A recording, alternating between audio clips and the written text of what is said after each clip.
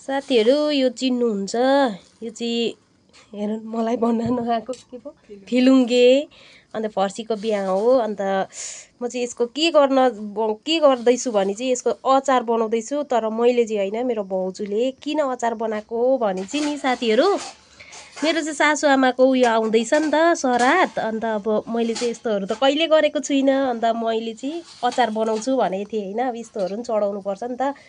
अन्त यहाँ मलाई भाउजूले बनाइदिनु हुँदैछ है। यो चाहिँ म लिएर जाँदैछु। अन्त मैले चाहिँ बिर्सेछु, यो अघि भिडियो बनाउँ भने चाहिँ बिर्सेछु। अन्त यहाँनिर चाहिँ भाउजूले पिसिसक्नु भइसकेछ। यो चाहिँ फेरि अलिक बेसी भएछ।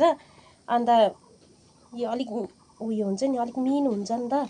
अन्त त्यसले गर्दाखेरि चाहिँ यहाँनिर भाउजूले खनाउनु हुँदैछ है। यो चाहिँ एकदम फर्स्टमा चाहिँ यसलाई चाहिँ भुट्नुपर्छ अलिअलि।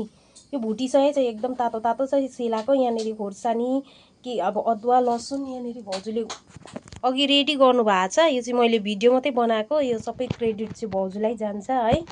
अन्त यहीँ रहेछ सबै लसुन अदुवा के हाल्नुपर्नेहरू छ नि, सबै यहाँ रहेछ।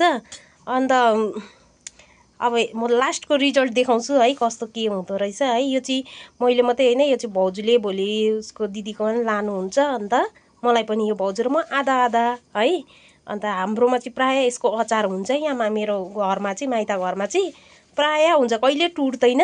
अन्त अब यहाँ चाहिँ अब यो चाहिँ म उता बुढा घर पनि लाँदैछु है।